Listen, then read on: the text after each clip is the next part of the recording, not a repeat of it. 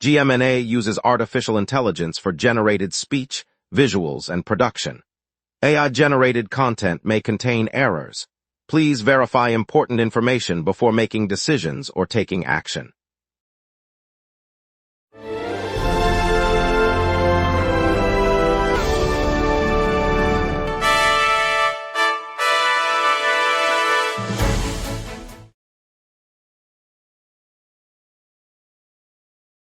Good evening, Montreal. Tonight we'll break down Jean Charest's son landing the Liberal nod in Verdun and the city's new $25 million push for 350 affordable homes.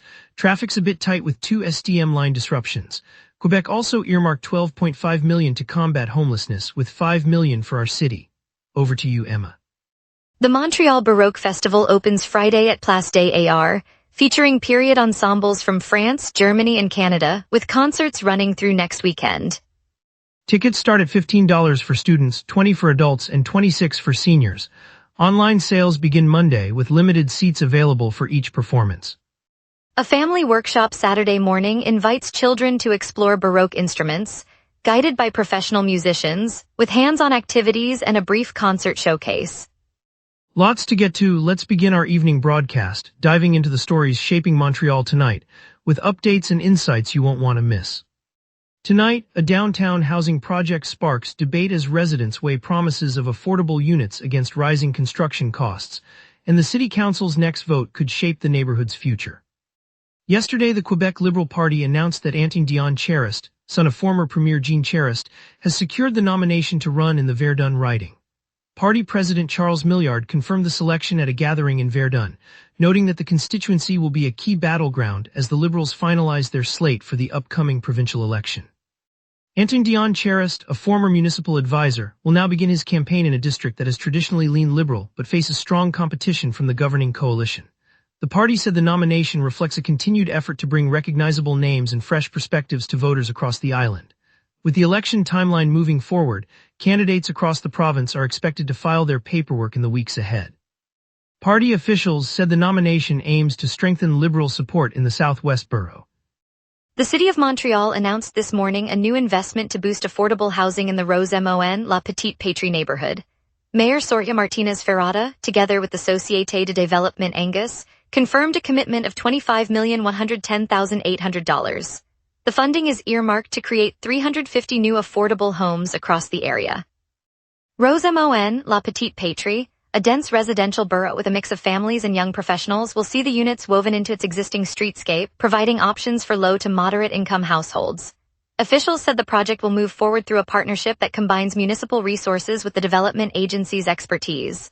Construction plans are expected to break ground later this year, with the goal of delivering the units within the next few years. The initiative adds to the city's broader effort to increase accessible housing options for families and individuals facing rising costs. Quebec announced today a new provincial investment aimed at curbing homelessness across the province. The Ministry of Social Solidarity will allocate $12.5 million in total, with $5 million earmarked for programs in Montreal and just under $1 million for other regions. Minister Chantal Rouleau said the funds will support initiatives that address both immediate shelter needs and the underlying causes of housing insecurity. The announcement follows a growing concern over rising numbers of people living on the streets and in temporary accommodation. Officials expect the Montreal allocation to bolster existing outreach services, rapid housing projects, and partnerships with community organizations. The remaining provincial share is intended to strengthen similar efforts in smaller municipalities, reinforcing a coordinated strategy to reduce homelessness province-wide. Implementation will begin this fall, with quarterly reviews to measure progress and adjust resources as needed. Business leaders across the island are rallying behind a proposal to turn an unfinished downtown project into the future home of the Defense, Security, and Resilience Bank. The plan, unveiled today, aims to give the bank a high-visibility headquarters in the city core, reinforcing Montreal's bid to secure the new institution. Advocates say the location will showcase the city's financial expertise, while linking the bank to existing corporate corridors near the Bell Centre and the Palais des Congrès. City officials have indicated they will work with developers to adjust zoning and provide the necessary approvals, hoping the repurposed site can be ready for occupancy within the next few years. The move comes as Montreal competes with other Canadian centres to host the Defence, Security, and Resilience Bank, and supporters believe the downtown address will tip the balance. Victoire has bolstered its lineup ahead of the new season, selecting 6 fresh faces in the 2026 PWHL draft. Among the newcomers is Finnish forward Petra Niemanen, who joins a squad still shaping its core after holding the final draft slot. In addition, the team secured a key piece of its offensive unit by re-signing American forward Abby Roque to a 2-year contract, keeping her services through the next campaign. The moves signal a clear intent to blend youthful energy with proven talent as the champion club prepares for its upcoming schedule at Place Bell. Fans can expect a blend of speed and skill on the ice, with the new draftees and Roque poised to make an impact as the season approaches. Local supporters are already buzzing about the fresh talent, hoping the combined experience will keep Victoire competitive in the league. Now we'll hear how the UDA director steps into politics, eyeing a Bloc Québécois seat here in Montreal. Stay tuned, we will be right back. Welcome back, everyone. I'm glad you stayed with us. Now let's turn to Emma Leclerc, who's got the local stories shaping our city tonight. Good evening. The director of the Union des Artistes announced she will be the Bloc Québécois candidate in the Rose Mon, La Petite Patrie riding, confirmed on June 18th as the party works to win back the seat in the upcoming federal election. The Union des Artistes, which represents actors, musicians, and technicians, has long been a voice for Quebec's creative community, and its leader's entry into federal politics creates a direct bridge between the arts and parliament. Party officials say the campaign will focus on cultural issues to appeal to voters in the neighborhood's many galleries, theaters, and studios. The candidacy places a seasoned negotiator for performers at the center of a traditionally competitive constituency.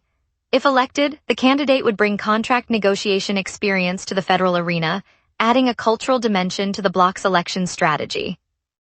Tonight a tight race begins to fill the Rose Mon seat left vacant by Alexander Boulouris. The incumbent has stepped down, prompting a contest between 2 candidates who will vie for the federal riding. Party officials confirmed the nomination process is underway, with both hopefuls launching their campaigns this week. Voters in the neighborhood will hear differing priorities as the candidates present their platforms, and the outcome will determine who represents Rose Mon in the House of Commons. Political observers note the importance of the riding, traditionally a stronghold for the departing member. As the campaign heats up, local residents can expect door-to-door visits, town hall meetings, and a surge of political activity across the community. The race is expected to culminate with a vote later this year. Ballots will be cast in the upcoming federal election, with results projected by early summer. Quebec will now give priority to families who live and work permanently in the province for low-cost daycare spots, moving them ahead of asylum seekers, officials announced on June 18th. The shift comes after the province's highest court issued a ruling on eligibility for the publicly funded childcare system. The Families Minister said the adjustment aligns the program with the court's decision and aims to ensure that long-term residents receive the support intended for Quebec households. As a result, parents who have settled here will be placed at the front of the waiting list for the subsidized places, while newcomers seeking asylum will have to wait longer for access. The change affects thousands of families relying on affordable childcare to balance work and family responsibilities. Many households count on these spots to stay in the workforce and reduce childcare costs. Paramedics union members dumped bags of manure at the doors of the province's CAQ cabinet ministers last week, a stark gesture aimed at the stalled collective bargaining talks. The action, carried out outside the offices of several ministers, underscores the frustration felt by the province's largest emergency services union as negotiations for a new contract have reached an impasse. Union leaders said the stench-filled display is intended to draw attention to what they describe as an unacceptable delay in reaching an agreement. Officials from the cabinet have not yet responded publicly to the protest, and the provincial government continues to indicate that talks remain ongoing. The incident adds pressure to an already tense negotiation process that directly impacts the working conditions of paramedics across the region. The timing coincides with the week before June 18th, when the union had warned that continued deadlock could affect emergency response readiness. Hydro-Quebec has begun delivering electricity to New York City under a long-term agreement that took effect this June. The move marks the first time the provincial utility is exporting power across the border, linking the province's vast hydro network with the U.S. metropolis's grid. Critics argue the timing is questionable, pointing to a surge in local consumption and historically low water levels in Quebec's reservoirs. Engineers warn that diminished storage could strain the system during peak summer demand, potentially limiting supply for households and businesses. The contract, secured months ago, is expected to run for several years, providing a steady revenue stream for the utility. Yet officials say they will continue to monitor reservoir conditions closely to ensure that domestic needs remain fully met while honoring the export commitment under the terms agreed. Let's get a look at your evening forecast with our meteorologist, right after this. Tonight's weather wraps up a gentle June evening, perfect for a relaxed stroll or a quiet night in. On this day, the city's all-time high reached 33.3 degrees in 2020, a blistering mark set during that unprecedented summer heat wave that stretched across the province. The opposite extreme came in 2013, when temperatures dipped to 9 degrees during an unusually early cold snap that surprised many outdoor planners. By contrast, the climate normal for June 18th hovers around 27 degrees for the high and 16 for the low, giving us a comfortable middle ground today. That swing of 24 degrees between records reminds us how variable June can be. Right now, the city sits under a gentle drizzle, temperature 22 degrees, humidity 74%, and a calm 15 km/h breeze. The evening will stay cool, with the temperature slipping to 19 degrees as clouds thicken over the skyline. Tonight's low will settle around 16 degrees, and the sun will set just after 8:47.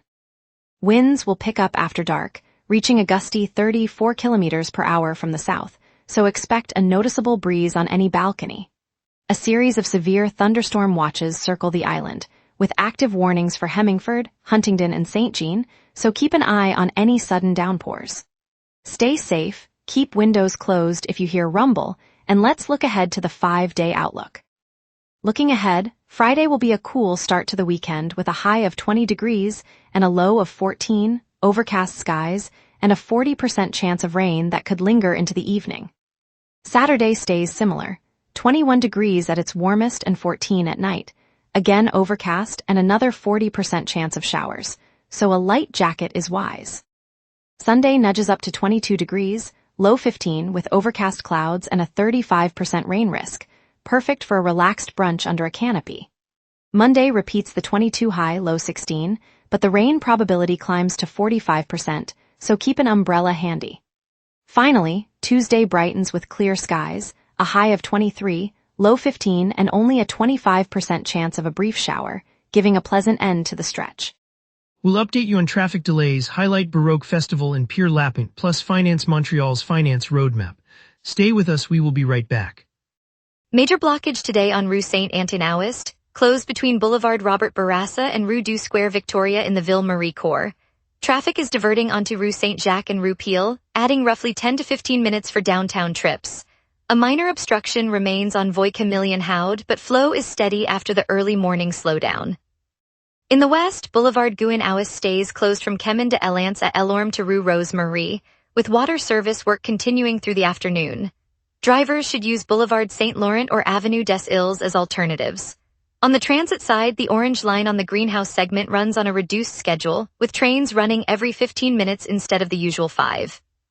The Green Line experiences a signal glitch near Lionel Graux, so service is limited to the northern branch only. Expect longer waits at those stations and plan extra time for any connections.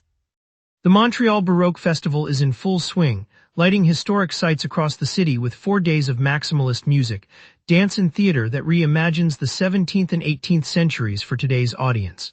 It's a rare chance to hear Baroque sounds through a modern lens.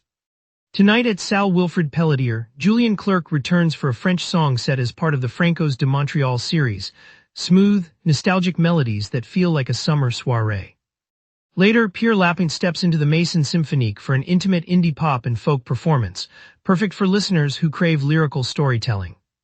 Looking ahead, Festival Juicif opens tomorrow at La Livry in Usincy, a bold celebration of sexuality and art with immersive installations and lively panels. Across town, Festival sur le Canal will transform the Lachine Canal Esplanade into an experimental jazz and ambient playground, promising fresh sounds for curious ears. And now here's Jason with sports. A quieter sports board today, with no fresh local team update from RSS.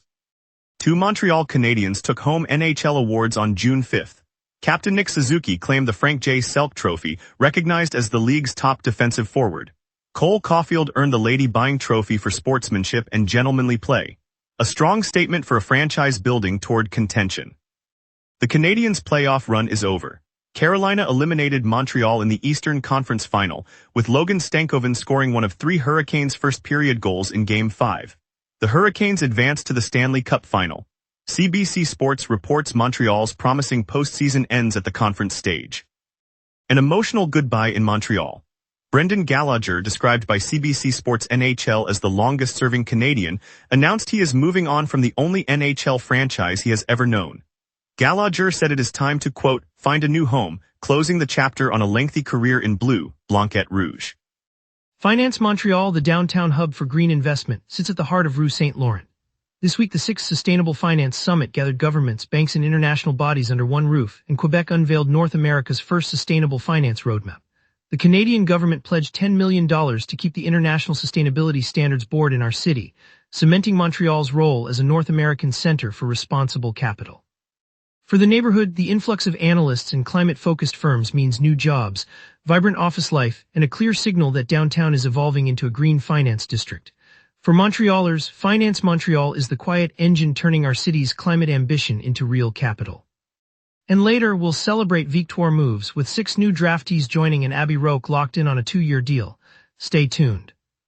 On a breezy Saturday afternoon in the Plateau, families gathered beneath the shade of maple trees on St. Laurent Boulevard, where a volunteer group from the local cultural center had set up easels, paints, and a towering blank canvas.